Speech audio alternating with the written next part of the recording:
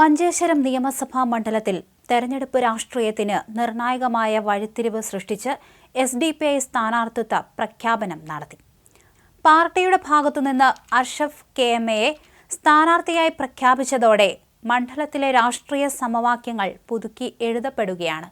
നേരത്തെ മുൻ ജില്ലാ പ്രസിഡന്റ് NU സലാം മത്സരിക്കുമെന്ന സൂചനകൾ ഉണ്ടായിരുന്നുവെങ്കിലും മണ്ഡലത്തിന്റെ പ്രാദേശിക പ്രതിനിധിയായ അഷ്റഫിനെ രംഗത്തിറക്കിയതോടെ തെരഞ്ഞെടുപ്പിനെ ഗൗരവത്തോടെ തന്നെയാണ് SDPI സമീപിക്കുന്നതെന്നാണ് രാഷ്ട്രീയ കേന്ദ്രങ്ങൾ വിലയിരുത്തുന്നത്.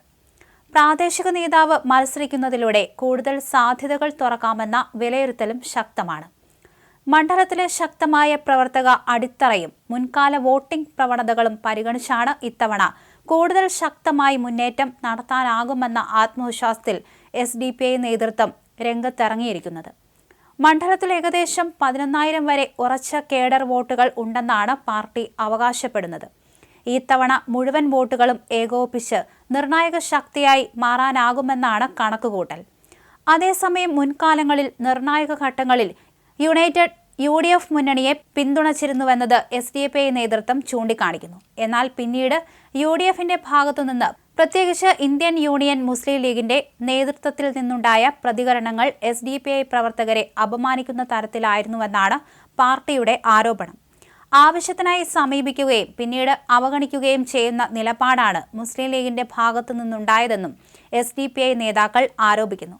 കഴിഞ്ഞ തെരഞ്ഞെടുപ്പിനോടനുബന്ധിച്ച് ഉപ്പളയിലെ വ്യവസായ പ്രമുഖന്റെ ഇടപെടലിലൂടെ രൂപപ്പെട്ട ധാരണകൾ പോലും മുസ്ലിം ലീഗ് നേതൃത്വം പാലിച്ചില്ലെന്നും മറിച്ച് ഭാരതീയ ജനതാ പാർട്ടിയുമായി സഹകരിച്ച് SDPI സ്ഥാനാർത്ഥികളെ തോൽപ്പിക്കാൻ ശ്രമിച്ചുവെന്നും പാർട്ടി ആരോപിക്കുന്നു.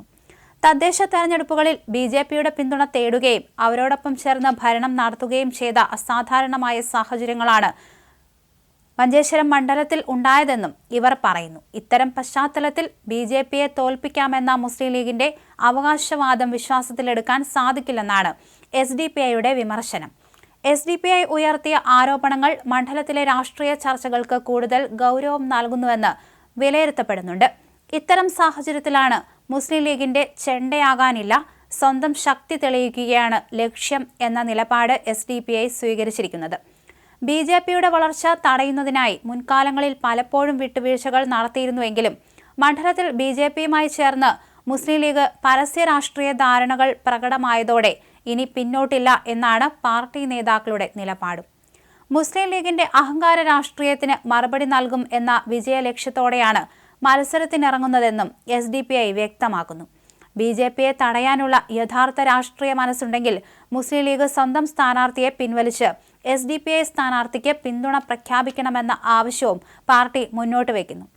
നിലവിലെ സാഹചര്യത്തിൽ BJPയെ നേരിടാൻ മുസ്ലിം ലീഗിന് പര്യാപ്തമായ ശക്തിയില്ലെന്ന വിലയിരുത്തലും SDPI നേതാക്കൾ ഉന്നയിക്കുന്നു. മഞ്ചേശ്വരത്തിലെ ഈ രാഷ്ട്രീയ സംഘർഷം തെരഞ്ഞെടുപ്പ് പുതുച്ചൂടേകുന്നതിനൊപ്പം UDF SDPI ബന്ധത്തിലെ കൂടുതൽ രഹസ്യങ്ങൾ വ്യക്തമായി പുറത്തു വന്നുകൊണ്ടിരിക്കുന്നു. അടുത്ത ദിവസങ്ങളിൽ ഇതിന്റെ രാഷ്ട്രീയ പ്രതിഫലനം കൂടുതൽ വ്യക്തമാകുമെന്നാണ് രാഷ്ട്രീയ നിരീക്ഷകരുടെ വിലയിരുത്തൽ.